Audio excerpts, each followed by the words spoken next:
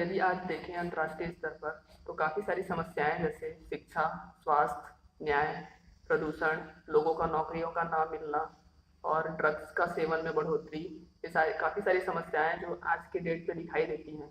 तो इन सारी समस्याओं के उपाय के लिए आप क्या देखते हैं?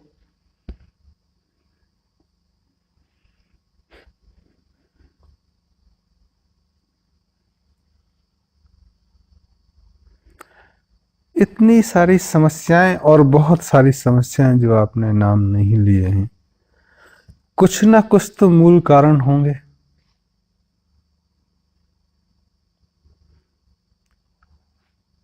कुछ ऐसे कारण भी होंगे जिसको ठीक करने से सब चीजें ठीक हो जाएं। तो कई बार हम जैसे समस्याओं को देखते हैं व्यक्तिगत जिंदगी में, तो हम देखते हैं कि हमको नौकरी नहीं मिली, फिर हमारा पड़ोसियों से झगड़ा है, मेरे घर में बाकी लोगों से व्यवहार ठीक नहीं है, समय पे खाना नहीं मिलता है, स्वास्थ्य ठीक नहीं है, बोर होता रहता हूँ, पड़ोसियों से झगड़ा, ये तमाम समस्याएं। और कहीं अंतर में देखते हैं कि इनसे एक एक करके हम जूझने की कोशिश करते हैं। तो एजुकेशन है तो हम मास्टर अच्छा लगा लेते हैं, स्वास्थ्य खराब है तो हम डॉक्टर के पास चले जाते हैं, न्याय नहीं मिल रहा तो हम वकील के पास चले जाते हैं, फिर ज्ञान की कमी है या कभी कॉन्फिडेंस कम होता है तो मोरल प्रीचर के पास चले जाते हैं। ऐसे हम भागते रहते हैं। और कई बार ऐसे भी होता है कि हम शांत होकर बैठें तो देखेंगे कि हमारे अंदर के सिस्टम में प्रॉब्लम हो गई है। ये प्रॉब्लम ही तब शुरू हुई जब हम में प्रॉब्लम शुरू हुई। हम व्यवस्थित नहीं है। हम व्यवस्था में अगर जीते, सवेरे उठ के व्यायाम करते तो स्वास्थ्य खराब नहीं होता, समय पे खाना खाते स्वास्थ्य में वृद्धि होती, समय पे पढ़ते, ठीक चीजें पढ़ते तो हमारा अज्ञान नहीं होता, मोरल प्रीचर के पास जरूरत नहीं थी, और रोजमर्रा की चीजों पे ध्यान देते तो शायद हमें एजुकेशन की भी जरूरत नहीं थी जीवन जीने के लिए। तो केंद्र में ही गड़बड़ी हो गई, केंद्र से निकलने वाली व्यवस्थाओं में गड़बड़ी हो गई। और अगर हम पूरी दुनिया को एक व्यक्ति के रूप में देखें तो कहीं ना कहीं केंद्र में गड़बड़ी हुई है कि हम इधर उधर भागने लगे। हर समस्या के लिए एक व्यक्ति या एक व्यवस्था, और उस व्यवस्थाओं की व्यवस्थाएं। हम ये देखना ही भूल गए कि ये व्यवस्था के केंद्र में जो चीजें हैं वो खराब हो गई, इसलिए सारी अव्यवस्था फैल गई। जैसे अगर शरीर के अंदर की व्यवस्था अगर आप देखें तो एक पूरी बॉडी एक हार्मोनी में होनी चाहिए। अगर मुंह खाता है तो वो सारा श्रेय लेने का जिम्मा अगर उठा ले तो पेट, हाथ पैर, दिमाग को भोजन नहीं मिलेगा ढंग से और शरीर की हार्मोनी टूट जाएगी। अगर व्यक्ति ये सोचने लगे कि दिमाग ही सब कुछ है तो उसका शारीरिक स्थिति बेकार हो जाती। दिमाग बहुत विद्वान है, बहुत उत्पादक है, बहुत सारी चीजें देता है, पर शरीर से आप निर्बल हो गए। जिन्होंने शरीर पे ध्यान दिया उनका दिमाग निर्बल हो गया। अगर आप पूरे समाज पे देखें तो जहां ज्ञान का भंडारण है, जिन्होंने दिमाग पे जोर दिया, वहां दूसरे अंग समाज के वो निर्बल हो गए। जिन्होंने समाज पे बल को जोड़ दिया, वहां दिमाग कमजोर हो गया और उनको बेवकूफ बनाया जाने लगा। तो ये शरीर के अंदर है चीजें। एक सामंजस्य जो होता है शरीर में विभिन्न अंगों का, वो टूटा और समस्याओं का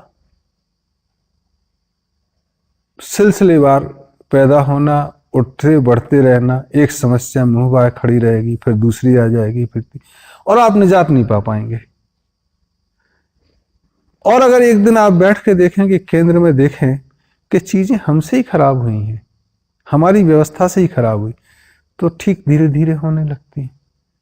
जो बेवकूफ व्यक्ति होते हैं समाज में कहे जाते हैं, वो दूसरों को ठीक करने की बात करते हैं, और जो समझदार होते हैं वो स्वयं को ठीक करने की बात करते हैं, और धीरे धीरे उनके आसपास का वातावरण भी ठीक होने लगता है। तो जो दुनिया में समस्याओं की बात कर रहे हैं, वो अपने केंद्र में ढूंढना और देखना बंद कर दिए कि समस्या आई क्यों। समस्याओं के केंद्र में, समस्याओं की व्यवस्थाओं में अगर हम थोड़े से गहरे उतर के देखें तो केंद्र जो सरकार का होता है, भारत में जैसे केंद्र सरकार, विश्व में अगर एक कोई छोटी मोटी टूटी उटी व्यवस्था है तो यूनाइटेड नेशन, ये खराब हुए, इनकी व्यवस्थाएं चरमराई हैं, इनमें सामंजस्य टूटा है, तो दुनिया में दिक्कतें आई हैं। तो एक तो अपनी कमजोरी है, और जब आप कमजोर होते हैं तो बाहरी कीटाणु आप पे अटैक करते हैं और आप बीमार और हो जाते हैं। और एक स्वस्थ शरीर है, उसको मच्छर काटे तो बीमार नहीं होता है, लेकिन एक रुग्ण शरीर को मच्छर काटेंगे तो और बीमार हो जाएंगे।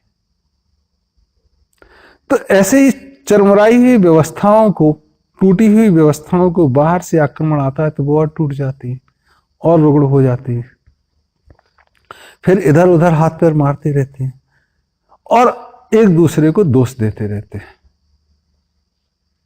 कि फला देश ने ऐसा किया, फला देश ने ऐसा किया, फला राज्य ऐसा कर रहा है। दोषारोपण, उससे एक संतुष्टि जरूर मिलती है, लेकिन समस्याओं का समाधान नहीं होता है। उस संतुष्टि में आप जीने लगते हो, क्योंकि आपको दूरगामी हल ढूंढना से निजात मिल जाता है, खुद को दोष देने से निजात मिल जाता है, दूसरे को दोष देने। तो ये दुनिया में समस्याएं ये कि हम केंद्र की व्यवस्थाओं पे ध्यान नहीं दिए, इसलिए समस्याएं। अब अगर केंद्र की व्यवस्थाओं को देखें, उसके पहले शरीर की व्यवस्थाओं को हम देखें, तो शरीर में अगर जो महत्वपूर्ण चीजें हैं दिल और दिमाग, तो जो दिमाग की बातें करते हैं वो अपने केंद्र बिंदु से भटक जाते हैं। उनका शरीर में खून प्रवाह धीरे धीरे अवरुद्ध होने लगता अलग अलग जगह, क्योंकि दिल ध्यान ही नहीं है। और जो दिल से चलते हैं, सेंट्रल से, केंद्र से, वो दिमाग उसको फॉलो करता है, क्योंकि रक्त का प्रवाह तो दिल से ही है, दिमाग का। तो चीजें शरीर में ठीक चलती। तो जो सरकारें दिल से खेलना बंद कर दी और दिमाग की गणित में उलझ गई, वहां खून का प्रवाह रुक गया। जनता के बीच में जो एक सामंजस्य, जो बातचीत का दौर, वो अवरुद्ध हो गया, एनर्जी का फ्लो रुक गया और समस्याओं की गड़बड़ी हो गई। जो सरकारें भी, जहां चाहे वो राज्य की हो, जो भी हैं, अगर वो पूरे जनता को अपने शरीर का हिस्सा जैसे मानती हैं, वो ठीक चलती हैं। तो पूरी दुनिया में आज अगर अफरा तफरी है तो ये मान के चलो कि व्यवस्था पूरी दुनिया की गड़बड़ाई हुई है। गड़बड़ाई हुई है, और अच्छी व्यवस्था में अंतर क्या होता है ये जानना बहुत जरूरी है, पहले कि हम इसके उपाय के बारे में जाएं। तो अगर शरीर व्यवस्था में नहीं है, बीमार होगा, दिमाग पे झगड़े की बात आएगी, गुस्सा आएगा, ज्ञान नहीं रहेगा, आप नशे की तरफ प्रवृत्त हो सकते हैं, आप व्यभिचार की तरफ प्रविष्ट हो सकते हैं। तब इन चीजों का धंधा बढ़ेगा, स्वास्थ्य का, शिक्षा का, अस्पताल का, वकीलों का, मॉर्चरी सेंटर का, शराब का, व्यभिचार का, इन सब का धंधा बढ़ेगा। और अगर शरीर स्वस्थ है तब आप देखोगे कि एंटरटेनमेंट का, लग्जरी का, स्वस्थ रहने के उपायों का, घूमने का, सैर सपाटे का, उत्सव, परिवार में समाज के साथ पार्टीज, इन चीजों का रोजगार बढ़ेगा, इन चीजों का कार्यकलाप बढ़ेगा। तो अगर दुनिया में आप देखें आज समस्याएं ज्यादा हैं, जैसे बहुत सारे बदमाश, गिरे हुए लोग, फालतू का घमंड लिए, अभिमान लिए हुए लोग, पूरी दुनिया पे हुकूमत चलाने की सोच, पूरे पैसे को एक तरफ रखने की सोच, या दूसरों के धन पे नजर, दूसरों के पति पत्नी पे नजर, लंपट, धूर्त, चोर, जुआरी, शराबी, इन लोगों को बढ़ोतरी दिखाई देगी आपको। और बाकी जो सीधे साधे लोग हैं वो शोकाकुल दिखाई देंगे। जो इंटेलिजेंट है वो रोते हुए दिखाई देंगे। स्त्रियां परेशान, और बीमारियों की जड़ आपको दिखाई देगी। और ऐसा दिखाई देता है, आपके प्रश्न से लग रहा है। तो व्यवस्था में गड़बड़ी हुई है, केंद्र में, और केंद्र की व्यवस्था में गड़बड़ी। और अगर इसको हम गौर से देखें तो पिछले 700 वर्षों में डेमोक्रेसी, जनता का, जनता के लिए, जनता द्वारा शासन, किस लिए? गोललेस, ऑब्जेक्टलेस, सब्जेक्टलेस। तो जनता एक दूसरे पे चढ़ी है। आज इसका शासन है, वो जनता जनता पे ही चढ़ी हुई है, आपस में झगड़ा कर रही है। आज तेरा शासन, कल उसका शासन, जनता बेचारी परेशान। और जनता को बेवकूफ इतने तरीके से बनाया कि तुमने ही वोट दिया है। तो जिसने भी डेमोक्रेसी बनाई है वो सातिर दिमाग का, और उसकी दुनिया चल रही है। तो आज अगर भारत जैसे देश में कहते हैं कि कब अच्छा होगा, तो बोले राम राज्य होगा, अच्छा होगा।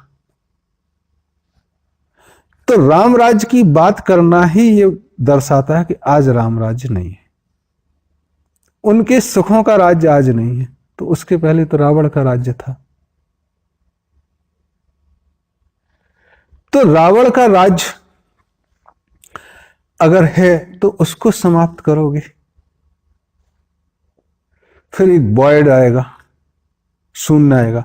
शून्य को आप फिर से रावण राज्य में या दूसरे शैतान राज्य में कन्वर्ट कर सकते हो।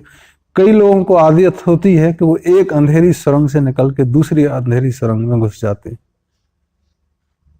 इसलिए भारत में जैसे मंदिरों में सुना हो, अधर्म का नाश हो, धर्म की जय हो। तो ये चीजें खराब हो, उनका विनाश हो, और जो वॉइड हो उसमें अच्छी चीजें भरें, ये जरूरी है। तो ये पूरी दुनिया के लिए है। इसके प्रयोग कि अच्छा होगा तो भरोसा हो लोगों को। तो सिस्टम क्या है जो अच्छा दिखाई दे, जिससे कि हम कह सकें कि इसकी तरफ जाना है। तो बहुत सारे लोगों ने पिछले 700 वर्षों में डेमोक्रेसी की बुराई की। गांधी जी भी एक, M.K. गांधी, उन्होंने ये भी कहा कि ये जो डेमोक्रेसी है ये एक गुलामी बढ़ाने वाली व्यवस्था है, और मैं कहूंगा भारत में कि व्यवस्था ना आए। यहां प्राइम मिनिस्टर एक प्रोस्टिट्यूट की तरह और सांसद एक बांझ की तरह है। लेकिन गांधी जी जैसे तमाम लोग दुनिया में एक वैकल्पिक व्यवस्था को देने में असफल हुए। अगर आप एक अल्टरनेटिव सिस्टम नहीं देते हैं तो सूनर और later you will succumb to the pressure. और गांधी जी के साथ तो ये बहुत हुआ कि 1908 में 9 में हिंद स्वराज में उनकी व्यवस्था का इंग्लैंड की पार्लियामेंट डेमोक्रेसी की उन्होंने जो बुराई की वो हम नहीं कर सकते, बहुत ज्यादा की। लेकिन 1921 में उसी किताब में उन्होंने लिखा कि मेरी कॉर्पोरेट एक्टिविटी यह है कि मैं पार्लियामेंट स्वराज लाऊं, उस सिस्टम को लेके आऊं भारत में जो गुलामी बढ़ाता है, जो बांझ है, जो वेश्यावृत्ति बढ़ाता है। तो अल्टरनेटिव सिस्टम नहीं आया और कमोबेश उस बात को आज 100 बरस बीत गए हैं लगभग, और पूरी दुनिया में ये सिस्टम नहीं। आज अगर हम बात कर रहे हैं इस बारे में और फिर से इस चीज पे चर्चा कर रहे हैं, तो जाहिर है कि अगर मैं कोई अल्टरनेटिव सिस्टम सजेस्ट नहीं कर सकता हूं तो इस इंटरव्यू का कोई मतलब नहीं है।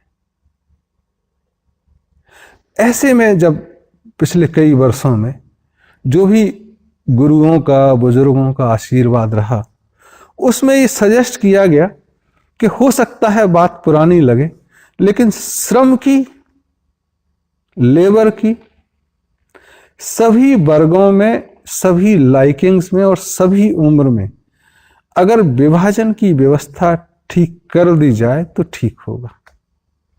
तो जब हम पूछे कि श्रम की विभाजन की व्यवस्था से उनका सीधा सीधा क्या मतलब है, बोले ऑर्थोडॉक्स लगेगा बट आश्रम व्यवस्था इसका नाम है। और लाइकिंग पे अगर चलें कि उनकी लाइकिंग जो जन्मों जन्मों से चीजें वो रही कि एक को शास्त्र पढ़ना अच्छा लगता है, एक को शस्त्र उठाना अच्छा लगता है, एक को तराजू उठानी अच्छी लगती है, एक को झाड़ू उठानी अच्छी लगती है। तो लाइकिंग के हिसाब से उनके विभिन्न आयामों में, चरणों में जीवन के वो व्यवस्था हो तो ठीक है। तो आश्रम व्यवस्था और वर्ण व्यवस्था अगर दुनिया में आती है तो वो ठीक होगी। फिर से जब हम पूछे कि इसकी बहुत चर्चा होती है, बोले देखो दुनिया में चर्चा होती है बट अवशेष और इसके बारे में चर्चा थोड़ी भारत में दिखाई दे सकती है, या पूर्व के कुछ देशों में दिखाई दे सकती है, या ब्राजील और मैक्सिको में थोड़ी बहुत चर्चा दिखाई दे सकती है। तो अगर कोई फिर से करे तो ये सारे देश ही फिर से कर सकते हैं। हमने कहा देखो ये पिछले 3000 वर्षों में तो बुजुर्गों का ये और जो गुरुओं का जिन्होंने आशीर्वाद स्वरूप कहा कि 3000 वर्षों में तो नहीं आया आश्रम व्यवस्था।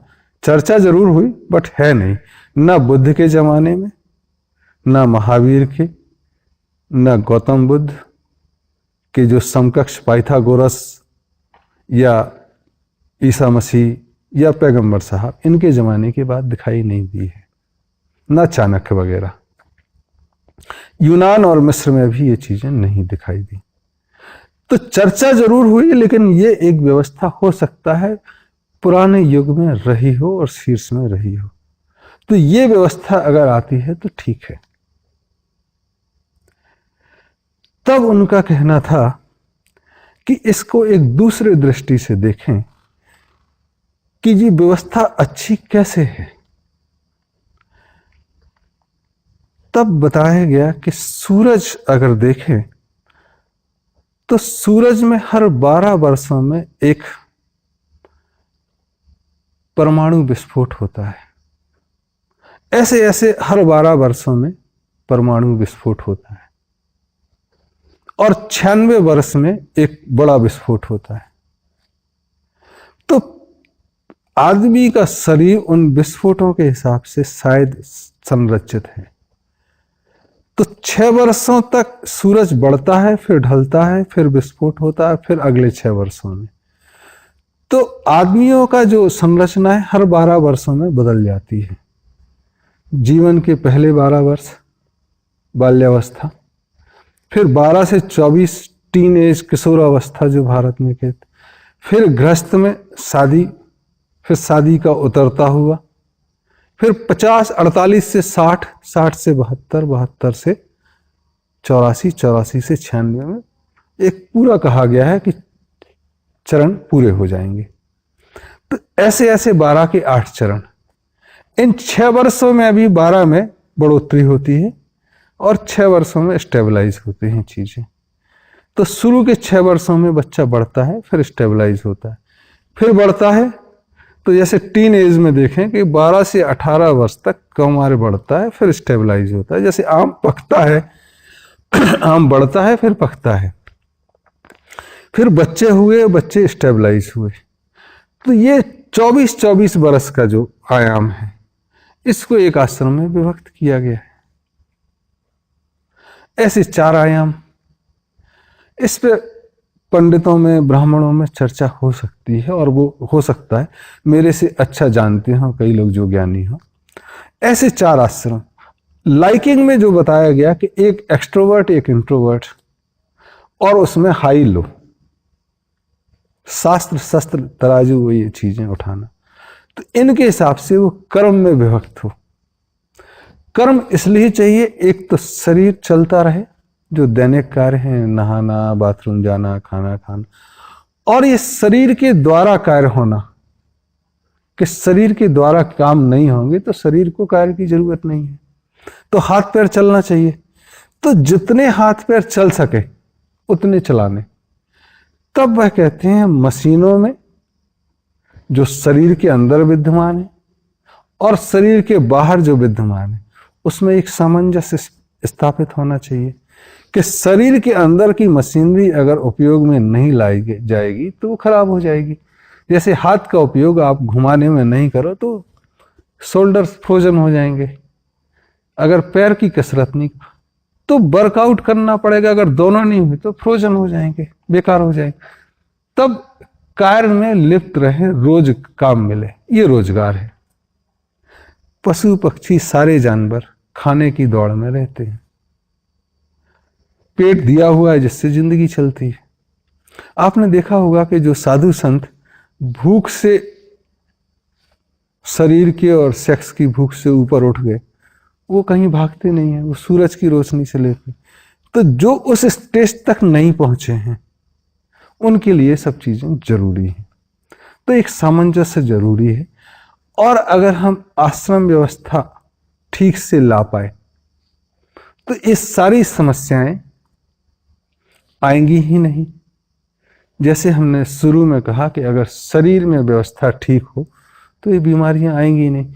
तो आपकी जो प्रश्न था शिक्षा, ये आश्रम व्यवस्था में जो बुजुर्ग लोग हो गए वो आराम से फ्री में शिक्षा देंगे, इसके व्यापार की जरूरत ही नहीं है। स्वास्थ्य दिन भर दिनचर्या ठीक रहेगी, अस्वस्थ होना ही नहीं है, तब स्वास्थ्य की बात है। काम रोज ही इतना है, हो सकता है मुद्रा का आदान प्रदान एक दूसरे रूप में हो जो आपको आज के पैसे जैसा ना लगे, तो काम रोज है। और जो समस्याएं दूसरी दिख रही हैं वो होंगी नहीं। तो समस्याएं नहीं होंगी तो समाधान अपने आप हो गया, उस पर चर्चा नहीं। इस पर थोड़ा सा आगे बोलें कि पॉवर्टी एलिवेशन के कुछ प्रोग्राम चाइना ने किए हैं जो लगते हैं कि सफल हैं, लेकिन उनकी दृष्टि एक्सपोर्ट पे है, बाह्य है, इसलिए वहां दिक्कत होगी, वो सफल नहीं हो सकते। क्योंकि जहां जहां ऐसा होगा सबकी दृष्टि बाह्य होगी कि वो खरीदा वो खरीदे, तो अंततोगत्वा कौन खरीदेगा।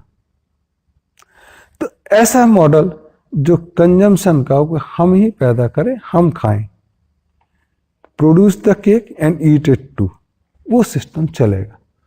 तो भारत में और पूरी दुनिया में अगर व्यवस्था लानी है तो ऐसे श्रम की व्यवस्था जो व्यक्तियों की लाइकिंग पे हो और उनके शारीरिक क्षमताओं के हिसाब से हो और स्थान काल के हिसाब से। जैसे अगर जमीन एक तरह की है तो एग्रीकल्चर जोन बनाए, फॉरेस्ट जोन बनाए, इस तरह की व्यवस्था। अंत में वो कहते हैं कि अगर दिल दिमाग ठीक है तो दुनिया में कोई समस्या नहीं है, because mind motions the matter. दिमाग ही पदार्थ को गति प्रदान करता है। आइंस्टाइन का जो EmC² है वो यही फार्मूला है, माइंड मोशंस द। तो mind has to be stabilize, चीजें ठीक हो जाएंगी। दूसरा चीज जो है कि अगर जनसंख्या बढ़ रही है, पॉल्यूशन बढ़ रहा है, इसका सीधा सीधा मतलब है कि अगर जंगल कम हुए तो कंक्रीट जंगल बढ़ गए, कंक्रीट जंगल बढ़े तो वहां रहने वाले बढ़ेंगे, जंगल थे तो जंगली जानवर थे, रेगिस्तान था तो रेगिस्तानी जानवर हैं। तो आप प्रकृति के नजदीक आए, जंगलों को बना रहने दें, जल जमीन जोत और रिहायश नगर, इन सब में बंटवारा समान हो, 25-25%। समुद्र को छोड़ के तो चीजें व्यवस्थित हो जाएंगी। तो ये बहुत चर्चा का विषय है, इसको उसी तरह से लेना जरूरी है। Thank you.